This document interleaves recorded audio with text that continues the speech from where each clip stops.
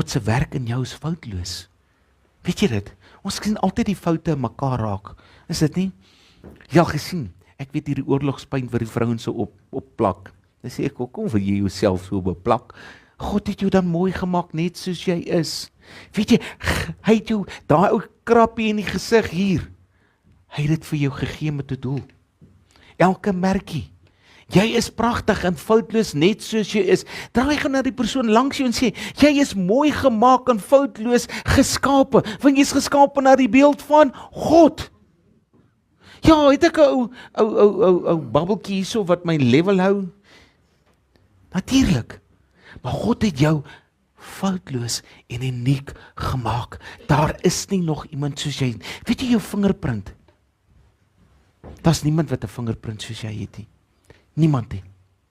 Jy is uniek en foutloos. Jou vingerprint getuig van die uniekheid en die foutloosheid waarmee jy gemaak is.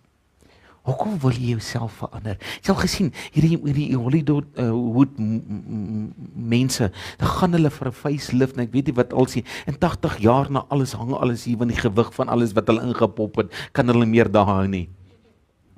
Ek sê, ek wil nie verander word nie.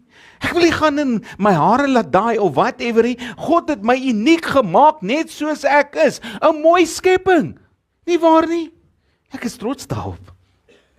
Volledig en volkome goed het hy jou gemaak. God het goedheid in jou geplaas. Weet jy dit?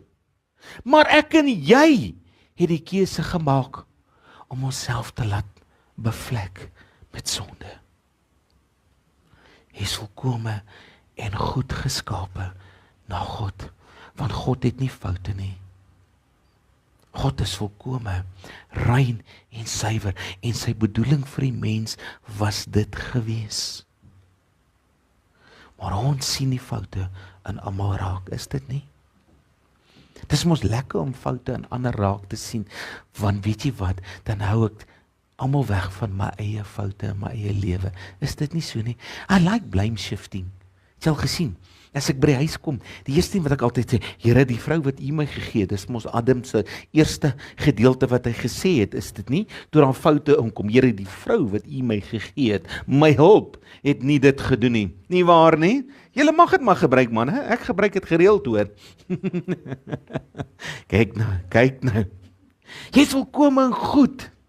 Hy is die uiteindelike vakman van alles in jou lewe. Wie is die een wat jou volmaak gemaak het? Wil jy die beste vakman in die wêreld sien?